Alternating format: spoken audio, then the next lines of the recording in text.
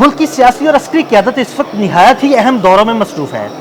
पाकिस्तान की सियासी और अस्करी क़यादत पहले तुर्की गई, वहाँ पर अहम मुलाकातें हुई, वहाँ से क्या कुछ मिला, कौन सी टेक्नोलॉजी पाकिस्तान को मिलने वाली है, और उसके बाद इस वक्त मुल्क की सियासी और अस्करी क़यादत ईरान में मौजूद है और ईरान में क्या कुछ होने जा रहा है, इस सारे मामले पर आमिर रज़ा से बात करते हैं। जी आमिर भाई, ये बहुत ही अहम दौरा है और ख़ासकर भारतीय जारहियत के बाद जो सब कुछ हो रहा है इस वक्त मुल्क की अस्करी क़यादत जो है और सियासी क़यादत तुर्किया और फिर ईरान गई, वहाँ पे क्या हो रहा है, कौन सी अहम टेक्नोलॉजी है जो पाकिस्तान को मिलने जा रही है, और बहुत सारे अहम मामला जो तय होने जा रहे हैं, उस बारे में हमारे नाज़रीन को ज़रा बताइएगा। देखिए, पहली बात तो ये है कि भारत ने 6 और 7 मई के दरमियानी शब जो पाकिस्तान पर हमला किया था, उसके बाद से लेकर आज तक उसकी पूरी क़यादत मुँह छुपाए घूम रही है। और उन्होंने जो वफ़द तैयार किया, आपको सुनकर हैरानगी होगी, वो सारे का सारा वफ़द जो है उसका ज़ोर उन ममालिक की जानिब है जहाँ से उन्होंने असला लिया था, और असला ख़रीदने के बाद वो असला चला नहीं पाए। यानी जहाज़ लिया फ्रांस से, उस पर आ गए, फिर वो बाकी ममालिक में जा रहे हैं, कहीं से उन्होंने बंदूक ली है, कहीं से गोली ली है, अपना तो वो कुछ बना नहीं पाते हैं। पाकिस्तान का वफ़द जो है फातिहाना अंदाज में जा रहा है, ये बहुत बड़ा डिफरेंस है।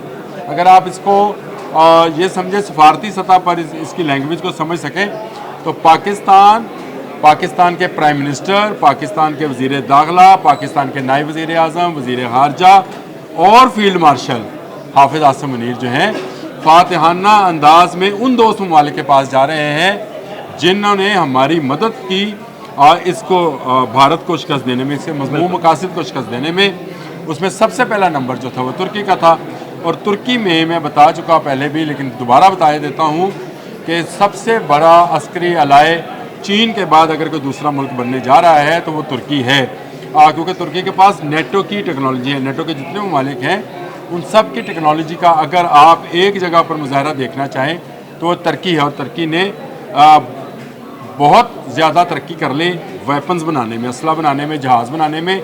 F-16 वो खुद बना रहा है, उसका कान एरोप्लेन का जो मंसूबा है फाइटर प्लेन का, उसमें उसने पाकिस्तान को साथ शामिल कर लिया है।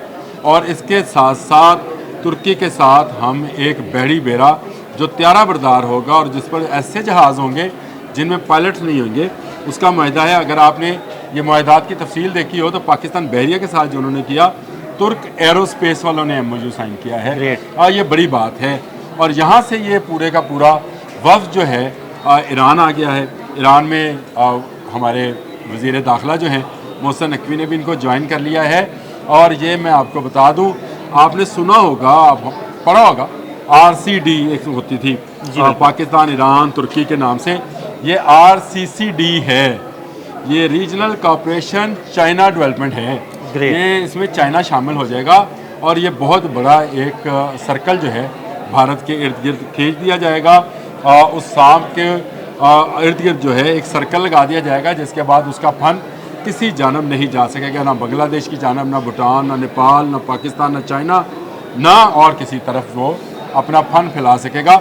हमेशा के लिए इसको कुचलने का मंसूबा है। और ईरान आपको पता है कि इस वक्त दुनिया में उन 3 ममालिक में शामिल है जो अनडिक्लेयर्ड न्यूक्लियर पावर हैं। बिल्कुल। और बाकी 2 का भी बता देता हूँ, एक इसराइल है और एक शुमाली कोरिया है। ये वो ममालिक हैं जो अनडिक्लेयर्ड न्यूक्लियर पावर कहलाते हैं। और पाकिस्तान का मिलना, पाकिस्तान एक न्यूक्लियर पावर है, उसका मिलना और उसके ज़रिए चीन का साथ शामिल होना, तो आप समझ सकते हैं कि ये दौरा कितना अहम है इस खत्ते में अमन के लिए। मैं ये नहीं कहता हूँ जंग के लिए, अमन के लिए, क्योंकि भारत को समझ आएगी कि पाकिस्तान किस तरह की डिप्लोमेसी से काम लिया, पाकिस्तान ने किस तरह से तहम्मुल का मुजाहरा किया, और कैसे भारत खुद अपने दोस्तों से बारी बारी हाथ धोता जा रहा है। पहले बांग्लादेश गया, नेपाल जो कभी उसका तफैली हुआ करता था गया, भूटान उसका तफैली था वो गया, उसके बाद ईरान उसका दोस्त था जिसको उसने खुद ख़राब कर लिया, अफ़गानिस्तान के साथ उसके तल्लुकात अब ख़राब होने जा रहे हैं, चीन पहले से दुश्मन है, और हम तो भारत के लिए है ही मौत का पैगाम, हम तो और कुछ है ही नहीं। अब ये वफ़द जो है यहाँ से इसने अभी और 2 मुल्कों में जाना है, और वो 2 मुल्क जो हैं वो रशियन स्टेट्स हैं। एक तो अज़रबैजान है जिसके साथ आपने सुबह हमने बात की थी कि हम जहाज़ दे रहे हैं उनको G-17 थंडर, और दूसरा मुल्क ताजिकिस्तान है। और अगर मैं गलत नहीं हूँ तो ताजिकिस्तान वो मुल्क रहा है जहाँ रशिया के सबसे ज़्यादा एटमी मिसाइल मौजूद थे जब ये सारा USSR हुआ करता था। तो मैं ये समझता हूँ कि पाकिस्तान ना सिर्फ इस खित्ते में बल्कि पाकिस्तान ने जो दूसरा वफ़द तैयार किया है जिसकी क़यादत जो है बिलावल भुट्टो ज़रदारी सब कर रहे हैं, उसमें मुसद्दिक मलिक शामिल हैं और लोग भी शामिल हैं बहुत सारे पार्टीज़ के, वो वफ़द भी जाएगा। ये हमारा वफ़द जो फातखाना दौरा कर रहा है इस वक्त, इसका इम्पेक्ट बड़ी देर तक रहेगा और दुनिया भर में हम ये बावर कराने में कामयाब हो गए हैं कि असल दहशतगर्द और असल सांप जो है भारत है। ये कभी बांग्लादेश में सर उठाता है, कभी बलूचिस्तान को डसने की कोशिश करता है, कभी नेपाल, कभी भूटान और कभी चीन के साथ इसके अख्तलाफात हैं।